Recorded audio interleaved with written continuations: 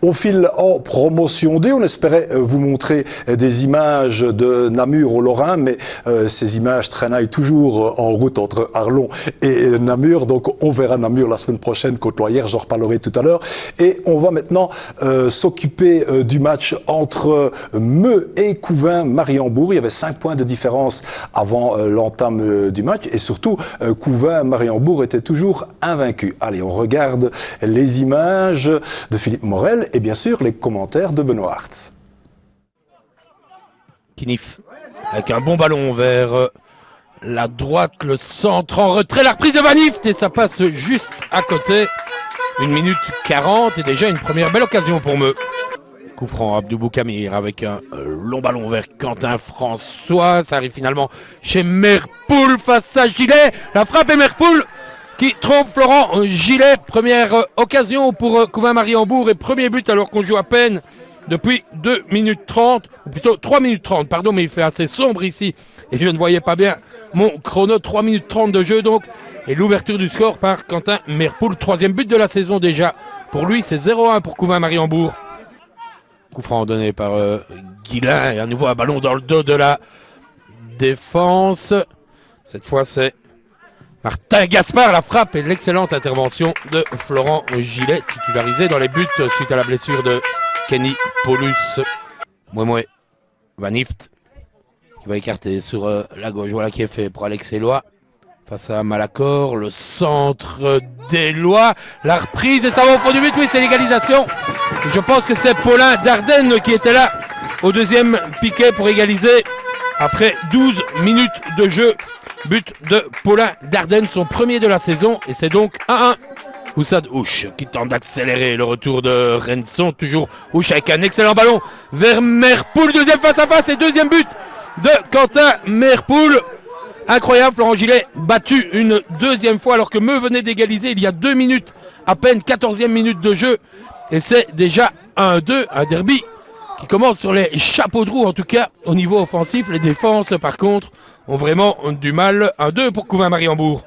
Oussad Ouche avec un nouveau bon ballon vers Martin Gaspard qui est parti sur la gauche. Le centre en un temps, personne pour reprendre. C'est Christophe François qui s'était jeté là devant le but vide. Mouemoué qui écarte sur la gauche pour Eloi qui a un petit peu d'espace. Le centre en un temps d'Alex Eloi. La reprise de la tête de Kinif qui passe à côté. Déjà un peu plus de 2 minutes de temps additionnel dans cette première période. Le coup franc, la reprise de la tête, ça va filer au fond du but, ça oui. Et c'est Paulin Dardenne qui signe lui aussi un doublé. Incompréhension entre les défenseurs Fagnard et le gardien Vincent Eugène. Et Paulin Dardenne qui est donc là pour égaliser alors que je vous disais qu'on était dans le temps additionnel. On joue exactement depuis 47 minutes et l'arbitre qui met d'ailleurs un terme à cette première période. 2-2 au repos. Mouemoué qui tente d'accélérer sur son flanc droit. Toujours Giresse Mouemoué qui est passé, qui s'écroule. La faute d'Allard. Et attention, je pense qu'il a déjà été averti. Thibaut Allard. Carte jaune et c'est la deuxième. C'est donc l'exclusion alors qu'on rejoue à peine depuis 4 petites minutes. Et Couvin-Mariembourg qui se retrouve donc à 10. Le coup franc donné par Miguel Gariscon. Un ballon tendu, la tête de Thibaut qui passe juste au-dessus. On est passé tout près de la double sanction pour les Fagnards. La remise en jeu, elle est longue.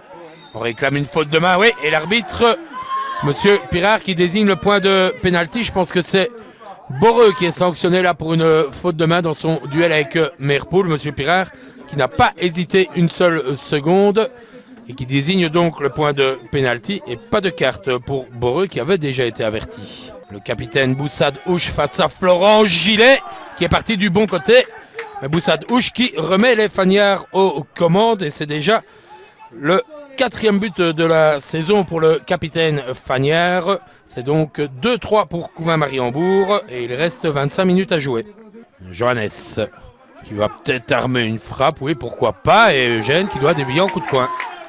Marco Casto qui a pris tous les risques en faisant monter au jeu Haché et surtout Makali et Van der Weyken, 2 éléments offensifs supplémentaires. Le coup franc de Garis Constant directement en touche. Ce n'est certainement pas comme ça que Meux parviendra à égaliser. Haché. Makali et Meux évidemment qui fait le forcing dans ces 5 dernières minutes. La frappe d'Haché qui n'est pas cadrée, qui passe au-dessus du but de Vincent Eugène. On est dans le temps additionnel. Miguel Garis constant. Le coup franc, la reprise de la tête Van der Weken qui se jette, mais qui ne peut pas redresser la trajectoire de ce ballon. On en restera certainement là. Et Couvain-Mariembourg qui aura donc su faire la différence à 10 contre 11 en deuxième mi-temps. Score final Meux 2, Couvain-Mariembourg 3. Oui, et Meux qui retrouvera Gauthier Esmal, l'excellent Gauthier Esmal, la semaine prochaine pour le déplacement à Verlaine. Il s'agira de prendre des points.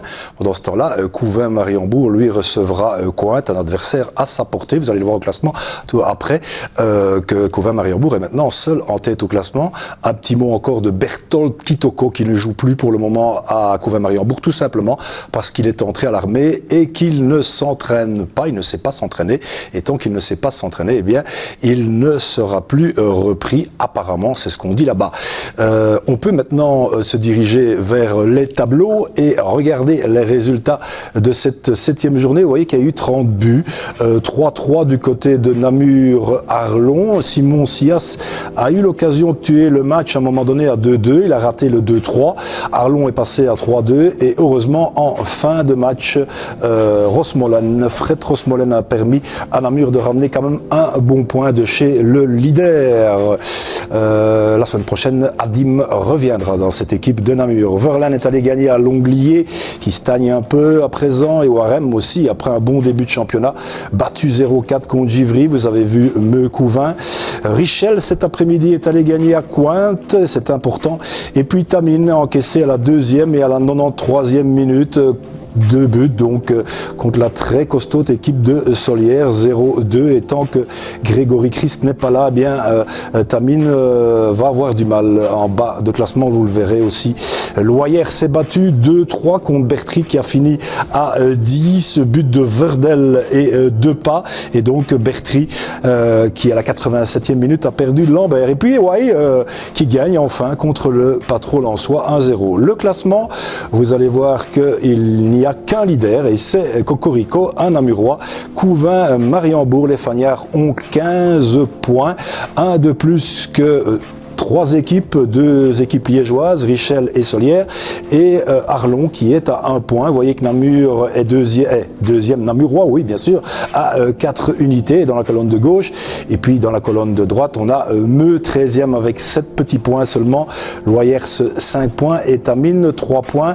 Il faudra vraiment faire un effort de ce côté-là pour ces 3 équipes-là, même s'il n'y a qu'un descendant, vous le savez, en fin de saison, mais on aimerait bien que ce ne soit pas évidemment un Namurois.